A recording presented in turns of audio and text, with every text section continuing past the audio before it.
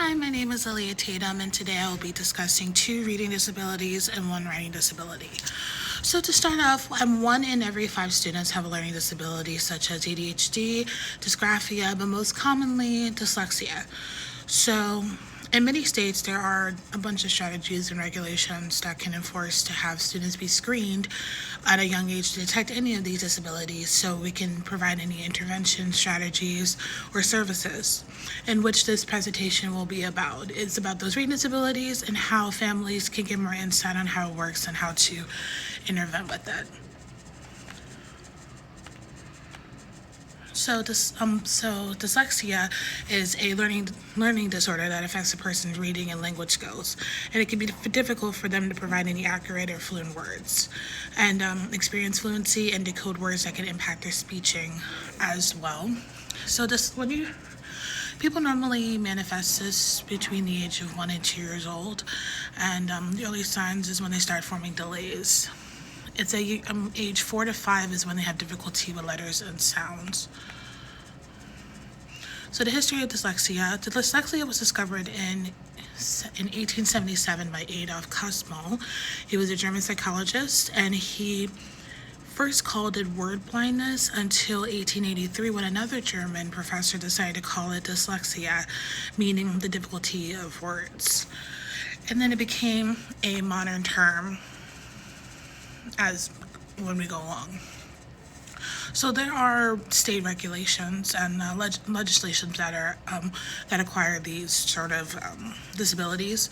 So in the state of Maryland in 2019, there was an act that was created to mandate screening for students between kindergarten and 3rd grade to see if there's any risk for any reading disabilities.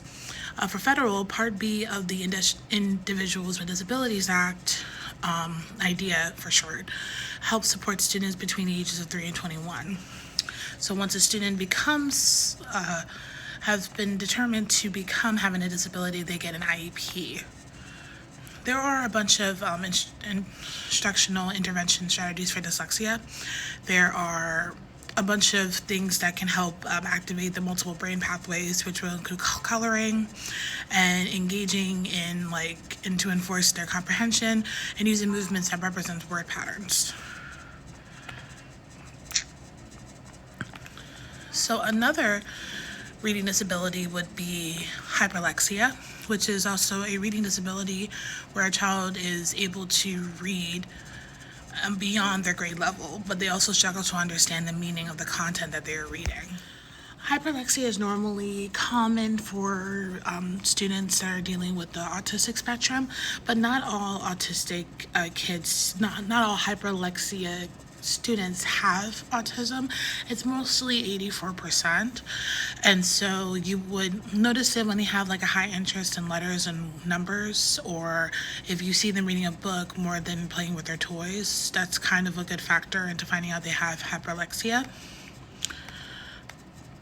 So the strategies for that is using small groups to create a boundary with the students so that also can detect and collect any data as if how far they are going compared to their students, or how far ahead are they, or to do read alouds that can help the student when it comes to reading content as well. All right, and another, this is a writing disability. It's called dysgraphia, which is a learning disability that affects a student's reading skills along with their handwriting and spelling. Now, it can happen to kids at a young age or when someone experiences a brain injury or a stroke. So it can also affect their motor functions, like it's hard to hold a pencil or to form any words, or difficulty with their spelling and their grammar. Now, the history of dysgraphia, it's pretty much more in the mid-20th century, and it helped separate dysgraphia with dyslexia and hyperlexia as well. So there are some strategies for that as well. Cursive writing will help with the speed and maintain consistency, and typing skills can also help when it comes to putting the words together. And there's also on another slide resources for families. And that's all for today. Thank you so much for watching.